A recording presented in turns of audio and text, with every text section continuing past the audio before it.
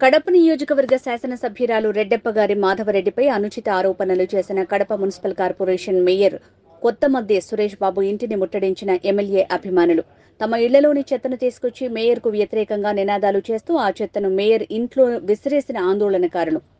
వివరాల్లోకి వెళ్తే కడప పట్టణంలో చెత్తను సేకరిస్తున్న వాహనాలను అదే పనిగా తగ్గించి రోజుల తరబడి చెత్తను సేకరించకుండా చేసి ప్రభుత్వానికి చెడ్డ పేరు తెచ్చేందుకు మేయర్ ప్రయత్నిస్తున్నాడని, దీనివల్ల ప్రజలు తిరగబడి తమ ఇళ్లలోనే చెత్తను తీసుకువెళ్లి సంబంధిత కార్పొరేటర్ మేయర్ ఇళ్లలో వేస్తారని మాధవిరెడ్డి ఇటీవల హెచ్చరించారు. మాధవిరెడ్డి వ్యాఖ్యలను ఖండించిన మేయర్ మాధవిరెడ్డి కొత్తగా రాజకీయాల్లోకి వచ్చిందని, ఆమె వ్యవహారం చూస్తుంటే కొత్త బిచ్చగాడు పొద్దెరగడు అన్నట్టు ఉందని ఎద్దేవా చేశాడు.